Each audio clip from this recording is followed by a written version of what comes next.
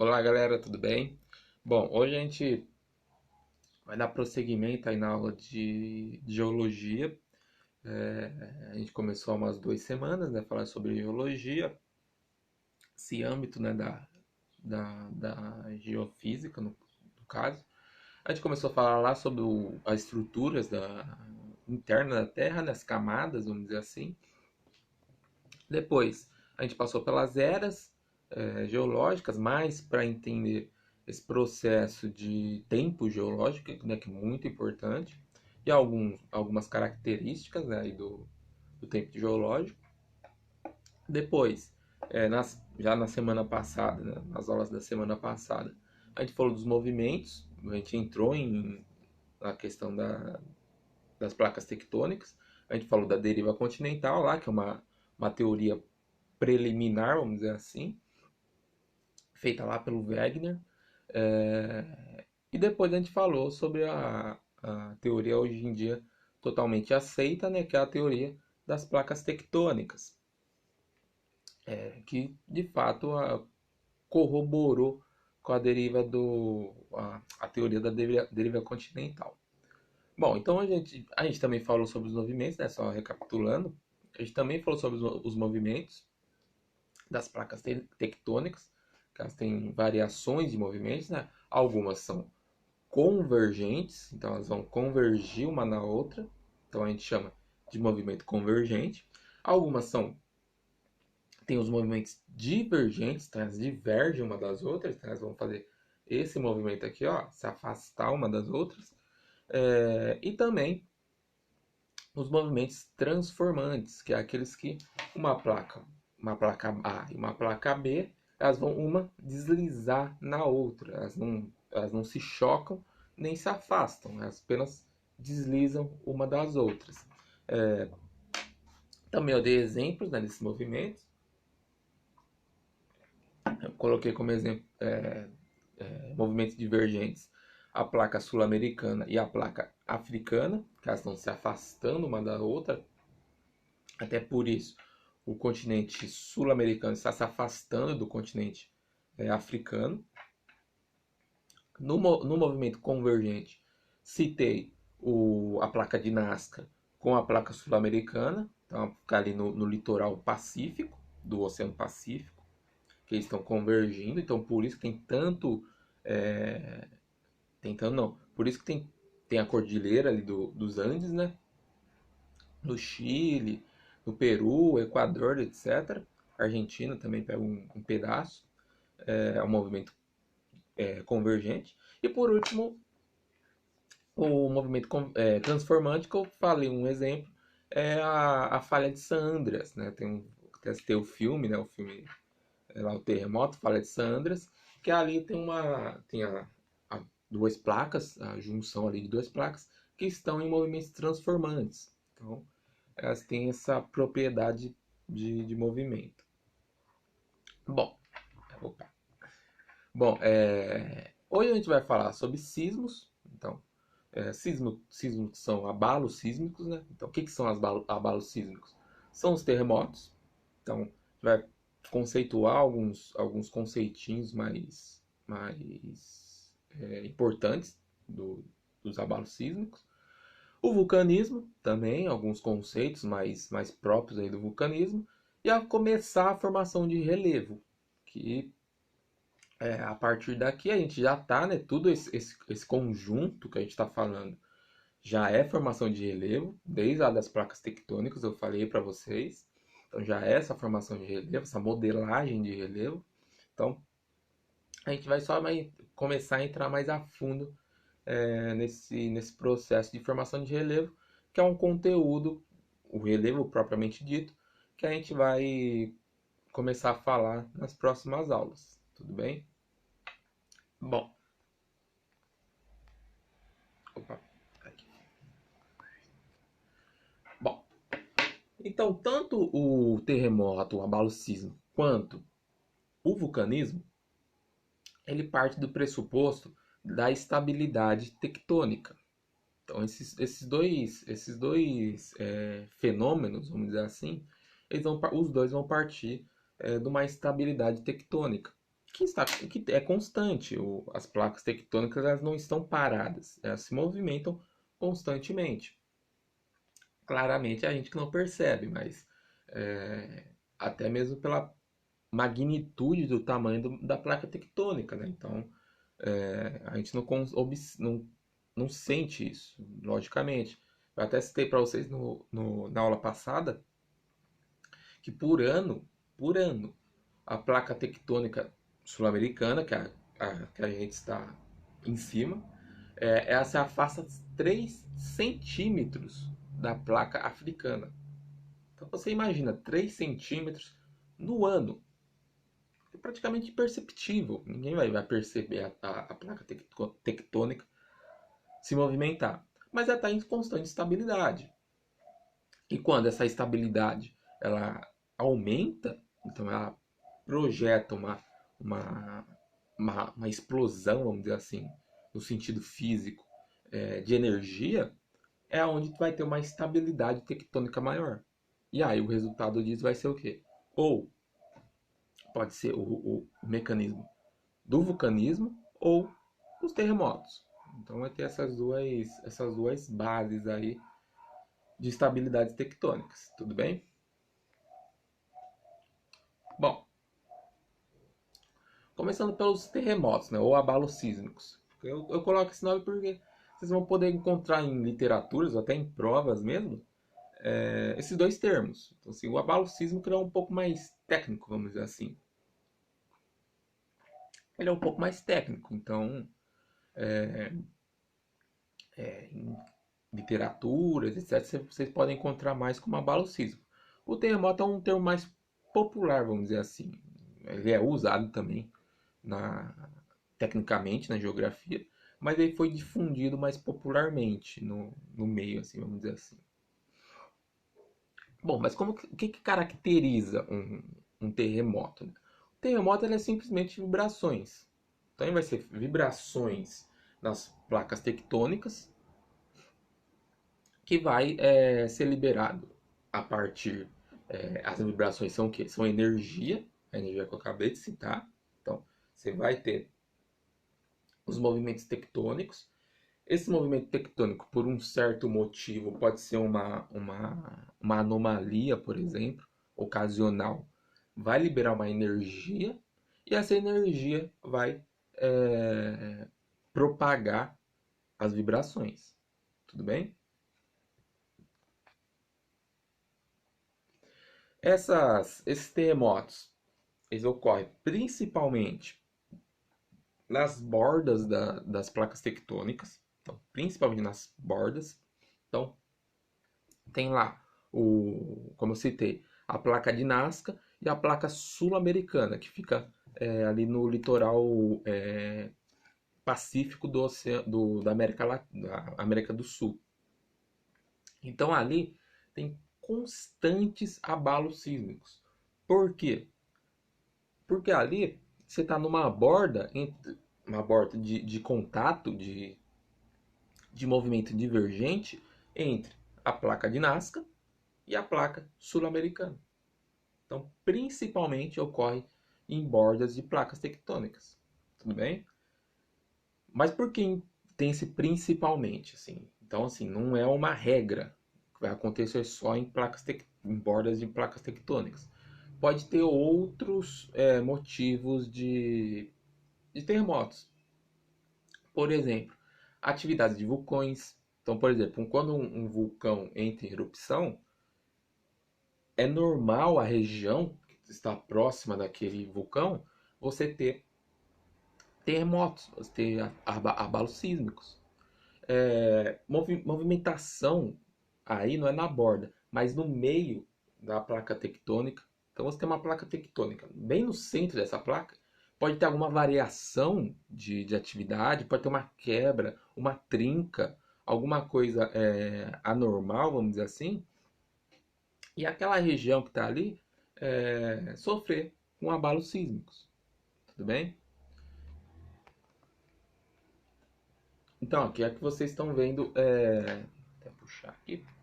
Aqui vocês estão vendo um desenho que mostra mais ou menos o que é um terremoto. Então, por exemplo, você vai ter ali uma vibração, ó, esse é o ponto vermelho. Você tem uma vibração ali, então é uma energia que se propaga. Essa energia que se propaga, ela vai gerar ondas, então vibrações são ondas. E aí, até chegar essas ondas, até chegar na superfície, que aí é onde vai se dar o terremoto. Tem dois pontos que é muito ligado, né? Que é o hipocentro e o epicentro.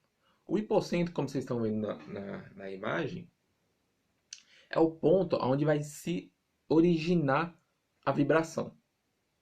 Então, o ponto que se originar a vibração vai se chamar hipocentro. Ah, o ponto que do início da vibração foi a 10 quilômetros abaixo da superfície. Esse é o hipocentro. Então, o hipocentro é onde tudo se origina, do abalo sísmico. Tudo bem? O epicentro, ele vai ser o primeiro ponto aonde se originar o abalo sísmico na superfície. Então, o primeiro ponto que a onda na superfície tocar, então propagou aqui na crosta terrestre, o hipocentro. Essa onda vai começar a se propagar, esse terremoto. Quando chega o primeiro ponto que chegar na superfície, ele dá o nome de epicentro. Tudo bem? Vai ser o epicentro na superfície, vai ser aonde o ponto que chegar mais forte o terremoto. Tudo bem? Então, quando esse terremoto tem o epicentro bem central, meio no ponto que na superfície. Quando você for mais afastado desse epicentro, o terremoto vai ficar mais fraco. Tudo bem? É tanto que você já deve ter visto quando ocorrem terremotos, na TV, nos noticiários, etc. Eles falam, o epicentro do terremoto foi Tóquio, por exemplo, no Japão. Ah, o epicentro do terremoto foi, sei lá, Santiago, no Chile. Então, por quê? Foi o ponto central onde na superfície, onde esse terremoto, esse abalo sísmico surgiu. Tudo bem? Bom, uma questão que muita gente se pergunta,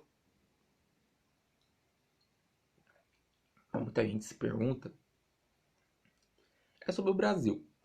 Por que o Brasil, muita gente fala, o Brasil não tem terremoto. Primeiro que isso não é verdade. O Brasil tem terremoto. Mas porque o Brasil ele tem uma menor quantidade de terremotos e os terremotos que chegam no Brasil não são ou que afetam o Brasil não são tão fortes. O Brasil ele está bem no centro de uma placa tectônica. Quer ver? Eu vou pegar aqui um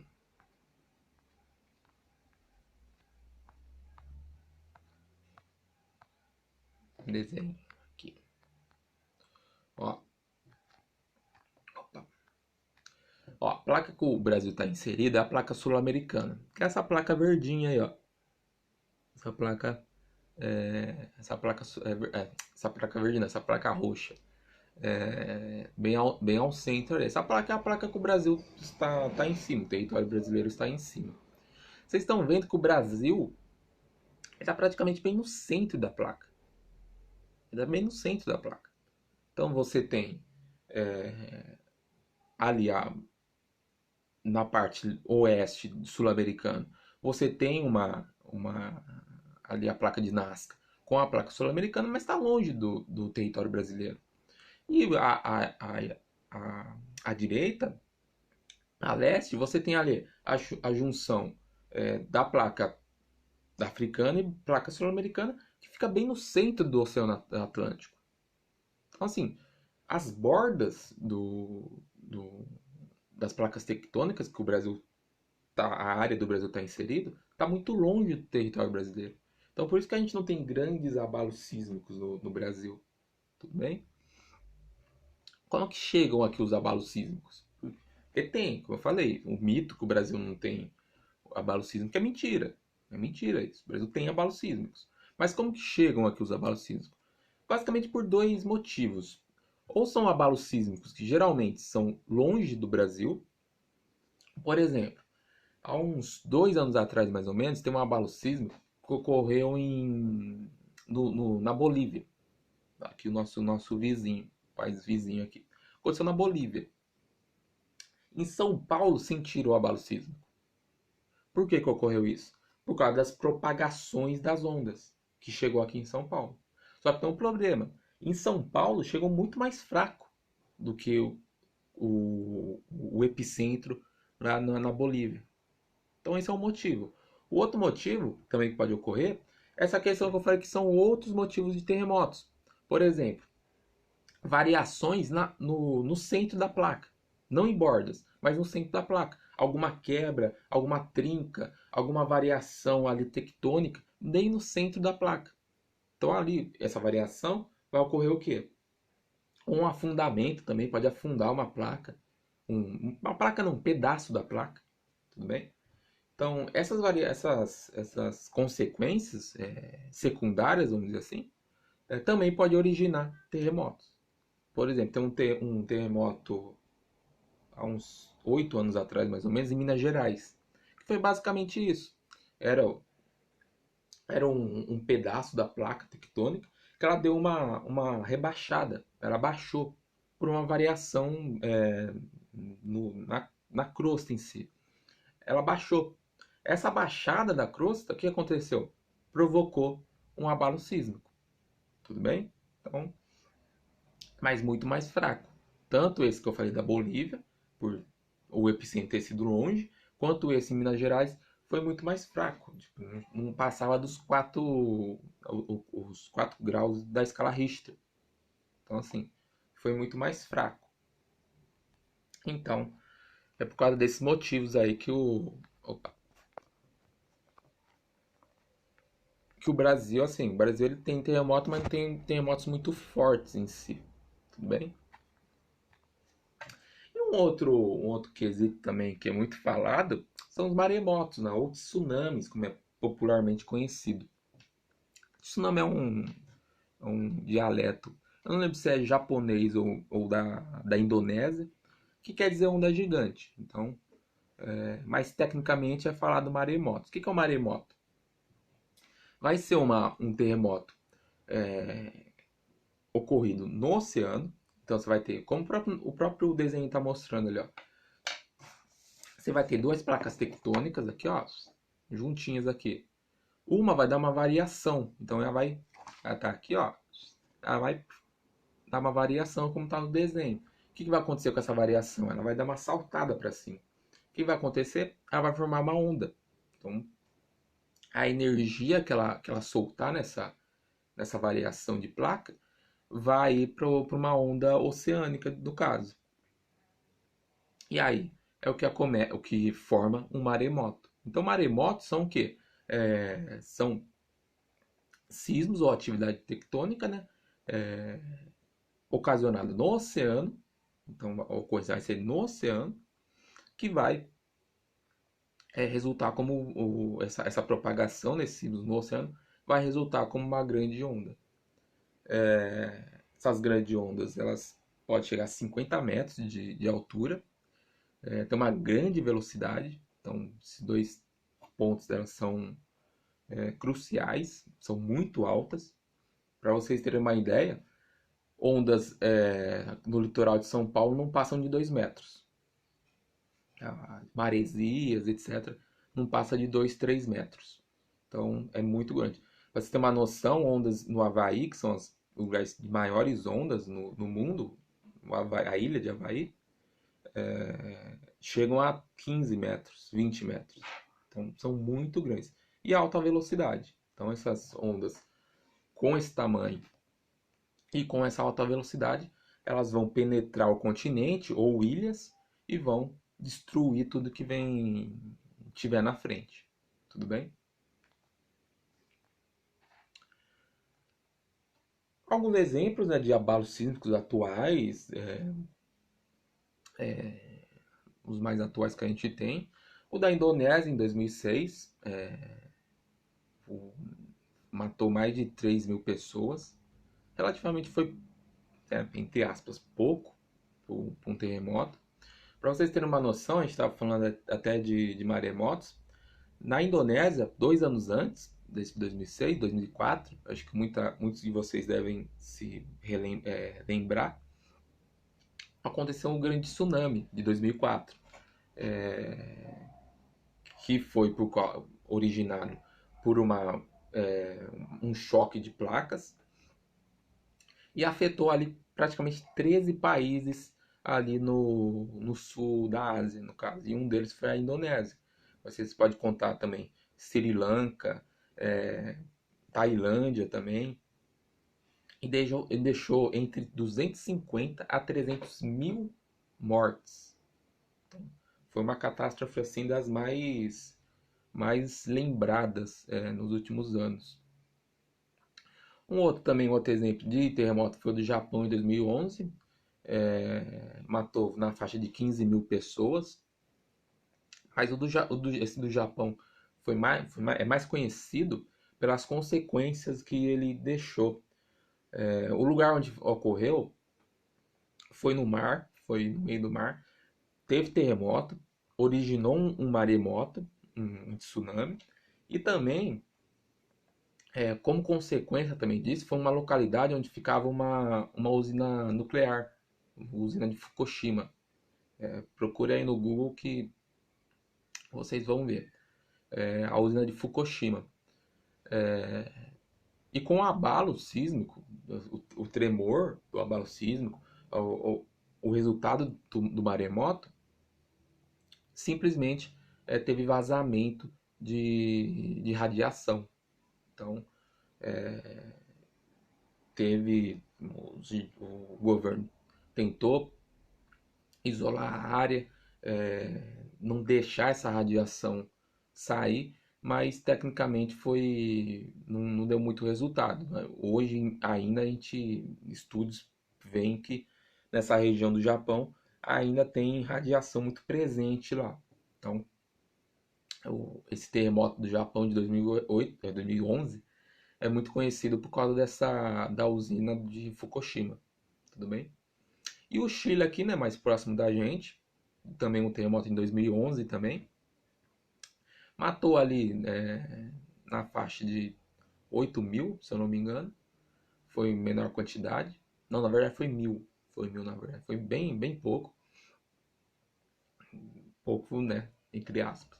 Foi na faixa aí de mil pessoas morreram, e também foi um terremoto que teve, quando vocês verem a imagem, né, teve uma alta destruição de patrimônios. Então, os terremotos a gente percebe muito isso, né?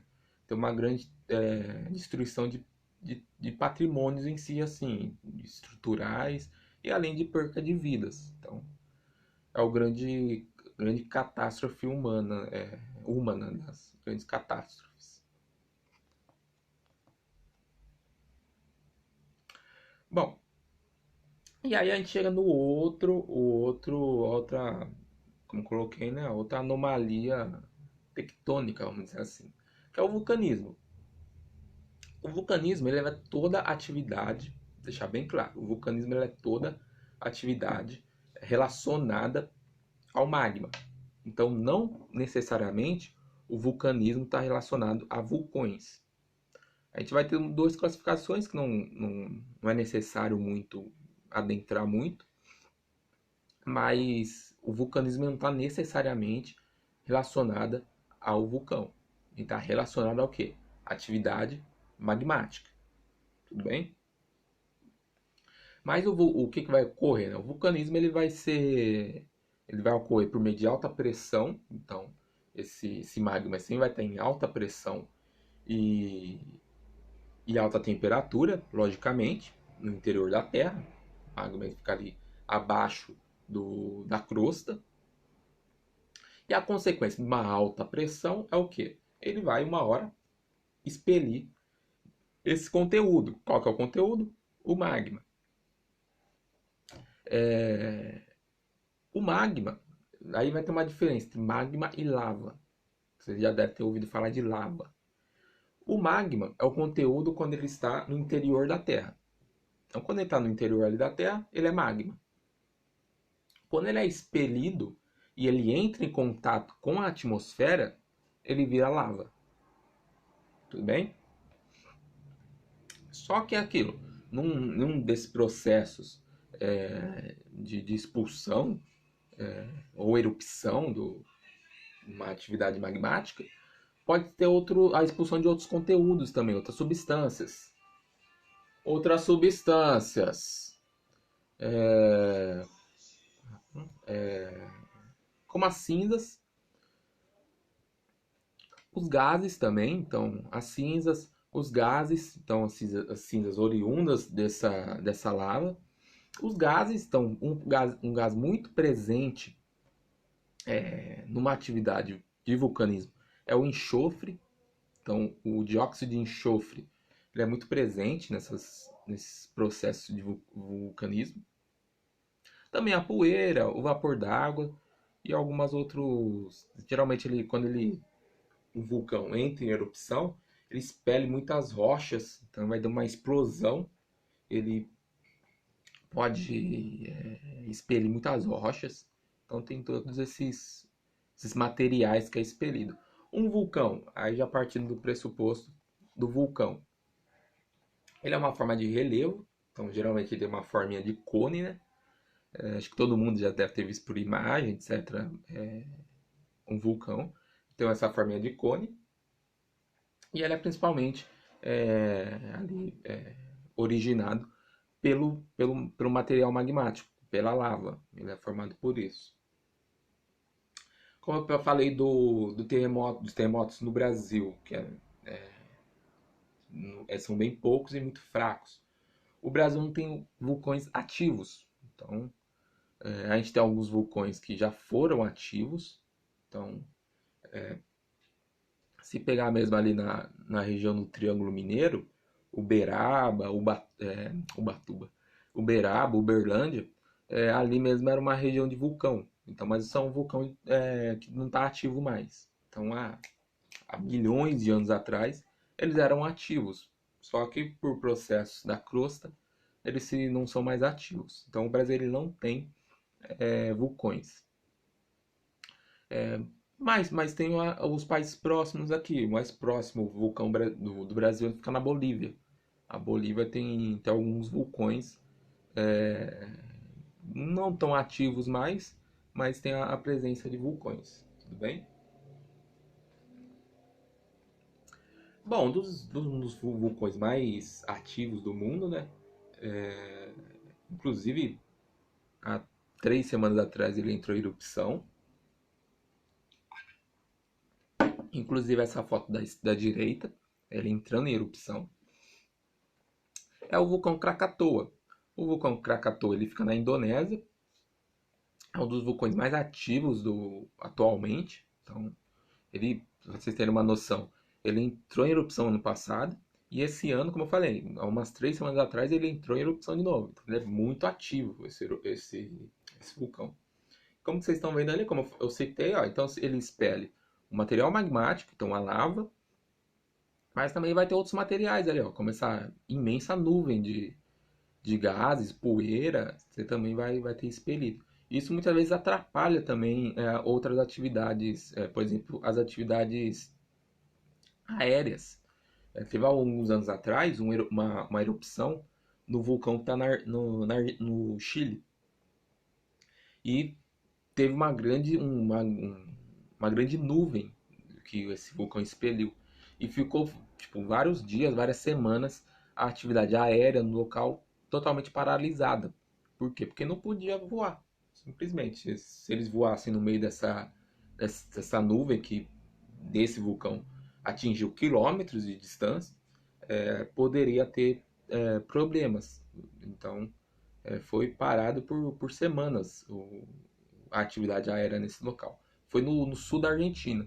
Então, teve esse problema. Então, também pode ter problemas na vida humana, vamos dizer assim. Além, claro, né, da destruição que uma erupção pode causar em volta. Se tiver aldeias, se tiver cidades perto de um vulcão, e esse vulcão entrar em erupção, pode ser totalmente destruidor para essa região, para essa cidade ou para essa aldeia, etc.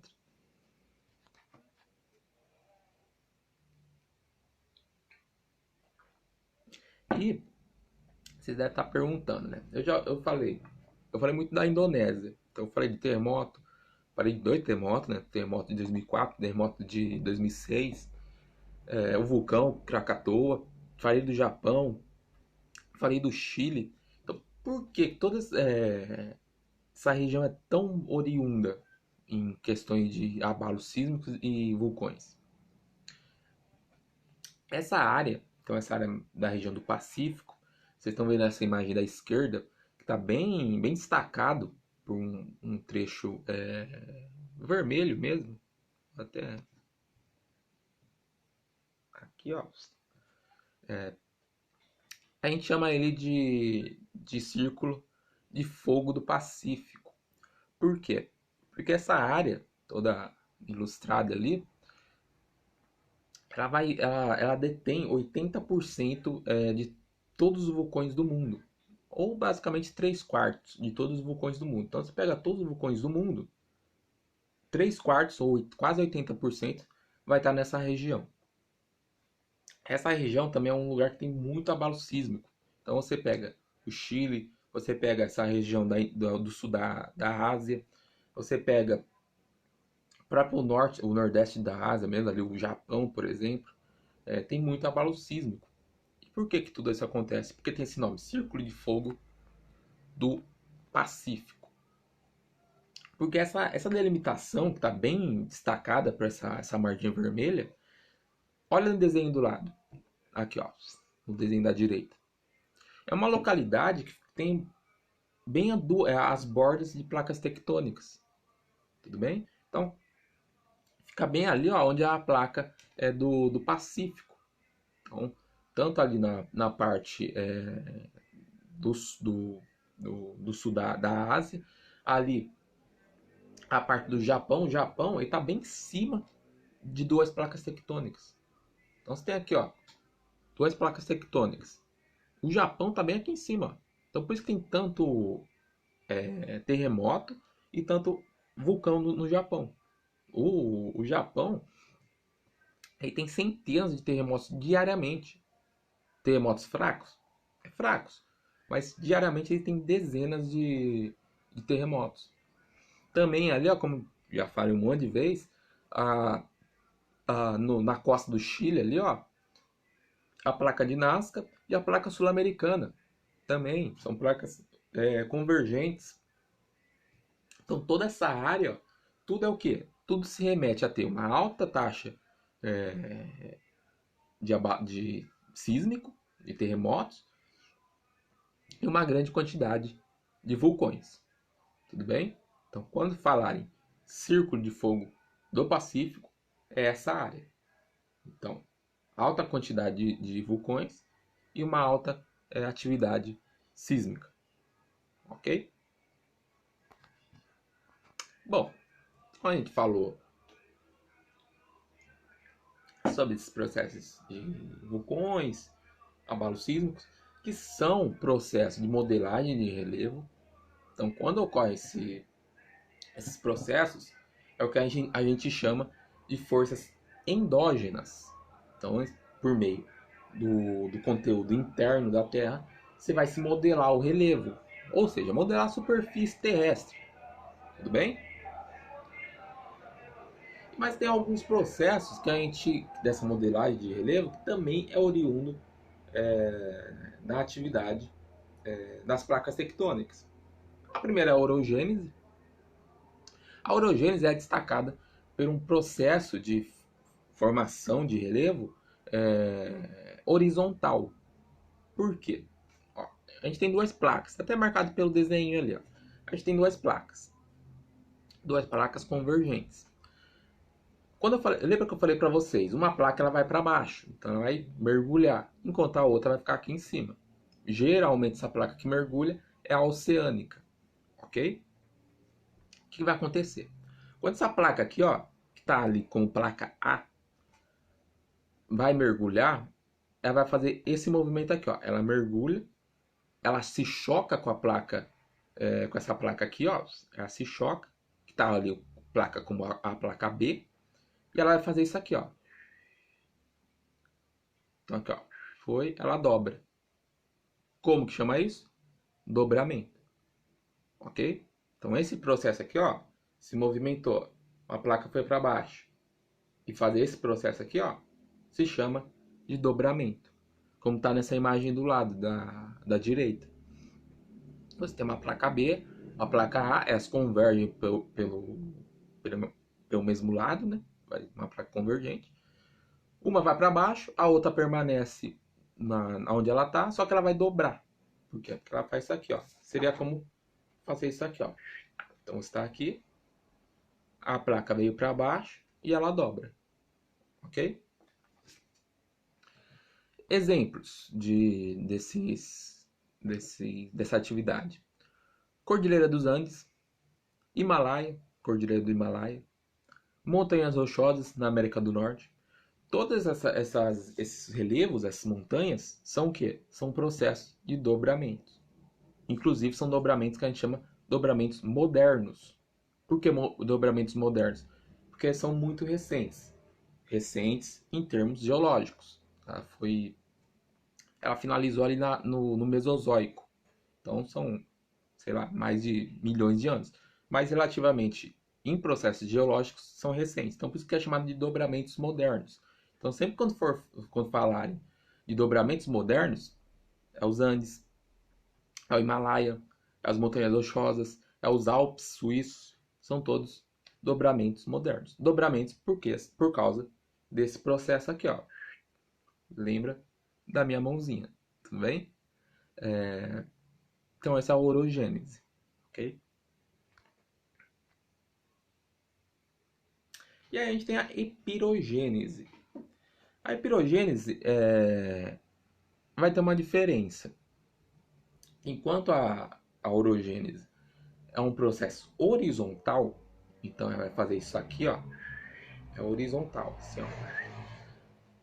A epirogênese vai ser um processo vertical, ou seja, ela vai fazer isso aqui, ó, no relevo.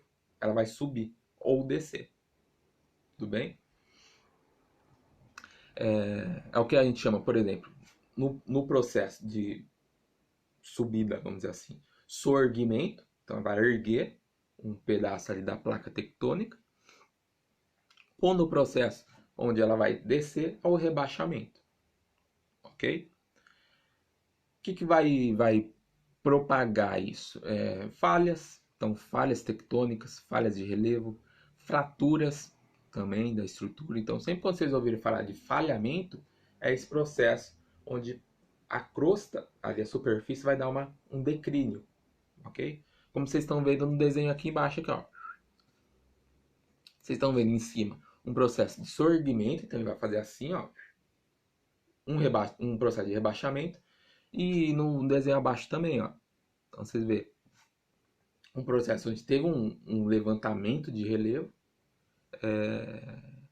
mas verticalmente, ok? Qual que é a diferença algumas diferenças da epirogênese para orogênese? A orogênese é um processo rápido. Então, esse processo de dobramento vai ser um processo rápido. O processo de epirogênese vai ser mais lento. Então, vai demorar mais tempo para ocorrer. Tudo bem? Deixando claro sempre. Rápido e lento em quantidade geológica. Então, é um bom período de tempo. Mas em relação à quantidade geológica, aqueles milhões de anos, a orogênese ocorre mais rápida que a epirogênese. Tudo bem?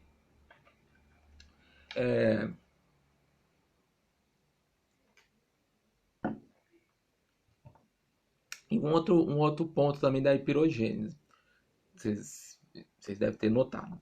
A orogênese acontece em bordas de placas. Tudo bem? Vocês viram lá. Uma placa A, uma placa B, uma vai para baixo e faz o dobramento. Ok? A epirogênese não ocorre em bordas. Ela vai ocorrer no meio da placa. Então, você tem uma placa aqui, ó. O que vai ocorrer? Vai ter uma pressão no meio dessa placa, por algum motivo, um aumento de pressão. O que vai ocorrer? Ela vai subir. Ela vai se soerguer ou se rebaixar. Mas tudo isso o quê? No meio da placa. Ok?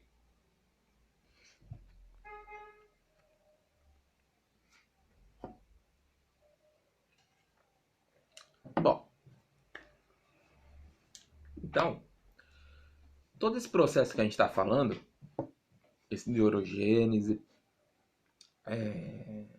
o processo de pirogênese, os vulcões, os movimentos tectônicos, os terremotos, são, como eu falei lá há umas 2 aulas atrás, são processos internos de modelagem de relevo, que a gente chama de forças endógenas, ou seja, são processos oriundos do interior da Terra, ok? Todo esse processo vão modelar, que a gente citou até agora, vão modelar o relevo, tudo bem? Só que a gente também tem, isso eu falei há 2 aulas atrás, falei, ó, quando eu falar de forças externas, vocês têm que já guardar o que é endógeno, já tem que saber o que é endógenas. Então, endógenos são processos oriundos do interior da Terra, que modelam o relevo. As forças externas ou exógenas são processos oriundos de fora do interior da Terra, que vão também modelar o relevo. Muita gente faz uma analogia que os processos endógenos, esses que a gente citou até agora, vulcões, terremotos, movimentações tectônicos, são eles que vão construir o relevo. Então, uma montanha, os Andes, por exemplo, é construído pela força endógena, tudo bem? Que no caso é o dobramento, ok? As forças externas ou exógenas, elas vão esculpir o relevo.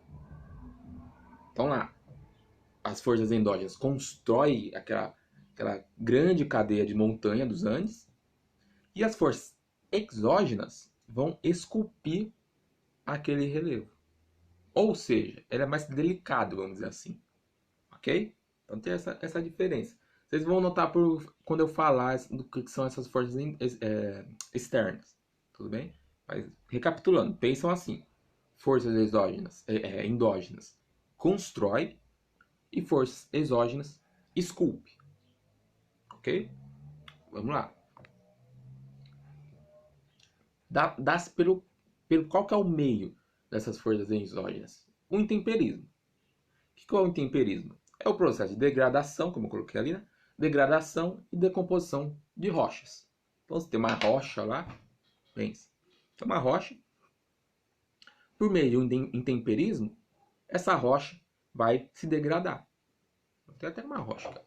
Ó, isso é uma rocha, que é um basalto. A gente vai estudar ela semana que vem. Isso é um basalto. Então, aqui, ó, uma rocha. Se você deixar ela ali fora, ali, ó, deixar aqui fora da minha casa aqui, o que vai acontecer? Ela vai começar a sofrer processo de intemperismo. Ela vai começar a degradar. Ela vai começar a se decompor. Entendeu? Então, esse é um intemperismo. Então, seria essa rocha aqui, ó, ela começa a se degradar. Ela começa a diminuir o tamanho dela. Tudo bem? Quais são os meios que podem ocasionar esse intemperismo? Químico. Então, pode ser químico, físico e biológico. São os 3 meios que pode ocorrer esse intemperismo: químico, físico e biológico. Ok? Opa. Começando pelo principal meio de intemperismo, o físico. Esse é o principal meio que degrada as rochas, que modela o relevo. É todo o processo mecânico. Então, o físico vai ser todo o processo mecânico de degradação de relevo, de modelagem de relevo. Pode ser por meio do quê? Temperatura, gelo, tudo bem? A temperatura, como pode ocorrer? Em algumas áreas, principalmente as áreas mais áridas, por exemplo, o Nordeste brasileiro, ele tem grandes variações de temperatura. Então, você vai ter um dia muito quente, uma noite quente também, mas com uma variação muito grande, tudo bem? Então, você vai ter, sei lá, 40 graus de dia e de noite, sei lá, 25, 20 graus, ok? Essa variação de temperatura faz com que o calor, ele dilata.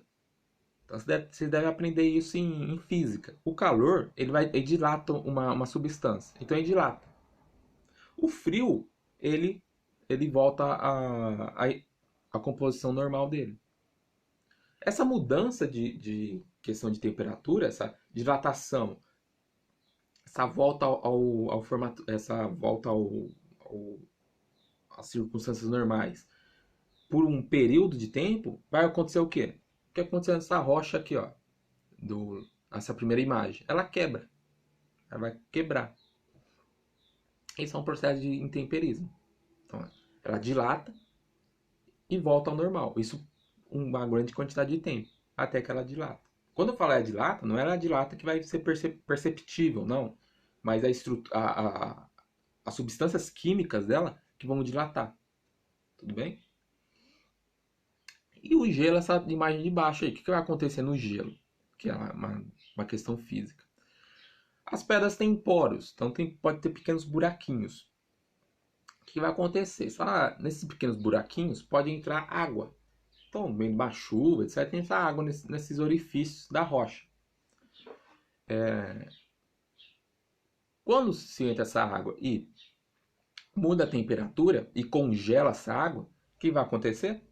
O que acontece quando você congela uma água? Ela expande. Ela aumenta o tamanho dela. Quando ela vai aumentar esse tamanho, ela quebra a rocha. Então você tem um pequeno orifício. Entrou água. Essa água congelou ali, ela expande o tamanho. Essa expansão, ela pode vir quebrar a rocha. Tudo bem? Então esse é o modelo de intemperismo físico ocasionado por gelo, geralmente geleiras. São, obviamente, em regiões onde vai ser bem frio. Então no Ártico, em montanhas muito altas, você vai ter esse processo de intemperismo. Tudo bem? E você tem também um dos principais questões de intemperismo, que é a erosão. A erosão a gente vai estudar mais a fundo, mas o que vai acontecer? E aí a erosão é a junção de intemperismo, por meio da abrasão, mais o transporte. Então, você vai ter o intemperismo, você vai ter a quebra dessa rocha, a desintegração dessa rocha, e esse processo vai transportar essa rocha, essas pequenas fragmentações da rocha. Tudo bem? Como que ocorre uma abrasão? Pelo choque de um determinado elemento. Pode ser chuva, rios, geleiras, vento. Então você pensa, um vento, vou pegar minha rocha aqui de novo. Um vento aqui, ó, vai bater constantemente nessa rocha. Isso se chama o quê? Abrasão. Quando esse vento começar a bater aqui, se chama abrasão. De tanto bater, ele vai começar a desintegrar essa rocha aqui. É muito tempo, não é do dia para o outro, deixar bem claro isso. Mas ela vai começar a desintegrar. Então isso é um meio abrasivo, vamos dizer assim. Até aquele ditado, né, que falam: água mole em pedra dura, tanto bate até que fura. Então, isso é simplesmente um intemperismo. Levam esse ditado na hora da prova. Então, ó, água mole em pedra dura, tanto bate até que fura. É um intemperismo de rios, pluvial. Então você tem lá uma rocha no meio do rio, vai começar a bater a água aqui, ó, a corrente do rio vai começar a bater e vai começar a degradar essa rocha. E aí vai sofrer a erosão, que é o que? O recarregamento dessas pequenas partículas da rocha para outros lugares. Ok? Então, todo esse foi o intemperismo químico. A gente tem um intemperismo físico, perdão. A gente tem um intemperismo químico. O intemperismo químico, como o próprio nome já diz, vai ser por meio de reações químicas. Então, você vai ter o principal meio de reações químicas é entre a rocha, então aqui a rocha, aqui ó, de novo, e a chuva. Ou a chuva ou o vapor d'água também pode ocorrer. A chuva em si, ela não é água pura. Ela vai ter outros elementos nela quando ela cai. Então você vai ter carbono, você vai ter enxofre nela. Então você vai ter outros elementos. Quando cai numa rocha, esses elementos podem entrar em reação química com a rocha. Então o carbono, por exemplo, ele vai vir com a chuva, vai molhar a rocha. Essa rocha vai entrar em reação química com esse carbono. E aí pode ocorrer o quê? O que ocorreu nessa imagem do lado aqui, ó. Essa imagem do lado. Esses pequenos buracos, esses pequenos orifícios, foi ocasionado pelo quê? Pela chuva. Pela chuva. Então, é um intemperismo químico. Tudo bem? E o último, o intemperismo biológico, que também vai ser por degradação, também é a degradação de rochas. A gente vai ter por meio, por exemplo, de raízes, que é uma degradação físico-biológica. Quando as raízes penetram rochas, etc., elas vão acontecer o quê? Quebrar essas rochas. As raízes são tão fortes que elas quebram essas rochas. É um modo de intemperismo. O modo também químico-biológico, que é por meio de fungos, bactérias. Os fungos e bactérias, elas lançam substâncias corrosivas, então que corrói essa rocha. O que vai acontecer? Vai degradar a rocha também.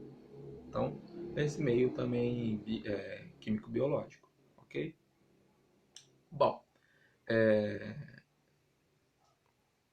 tem uma última questãozinha aqui, ó, para a gente finalizar a aula de hoje. Esse último trecho, nossa, é muito importante. Próxima aula eu vou falar de rochas, é muito importante. Depois eu vou falar de relevo, também é muito importante. Então, essa é a questão aí de temperismo, a gente vai usar um pouco nas próximas aulas, ok? Ok?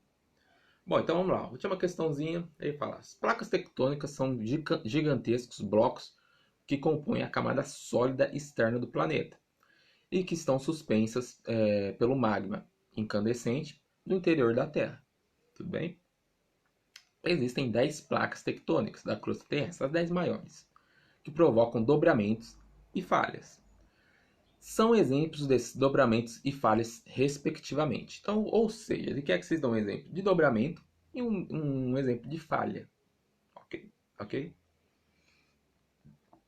Resposta certa, resposta B.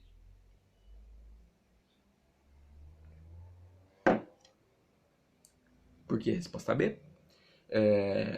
Como eu já tinha falado, né, os dobramentos vão ser praticamente todas as cadeias de montanhas que a gente tem, modernas. Então, como ele colocou ali na B, né, Cordilheira Montanhosa, então a gente vai ter um dobramento. Cordilheira dos Andes é um dobramento. Os Alpes Suíços são um dobramento. Cordilheira do Himalaia, que é a maior cordilheira do mundo, é um dobramento. Então, todos eles são processos de dobramentos. Que, repetindo, é aquele processo. Ó, vai fazer isso aqui, ó, vai dobrar. Tudo bem? O processo ali convergente de duas placas tectônicas. Uma vai se chocar com a outra e vai dobrar ali a superfície. Ok? E o outro é os terremotos. Então, um processo de falha são os terremotos. Por exemplo, as falhas de San Andreas, como eu citei ali na Califórnia. O, a falha pode ser um motivo de terremoto. Tudo bem? Bom, por hoje era só. Eu acho que eu deixei para vocês um exercício desse conteúdo. Vulcões, terremotos, etc. Placas tectônicas. Resolvam. Qualquer coisinha, me perguntem. Facebook, no grupo. Ok? Se cuidem. Tchau, tchau.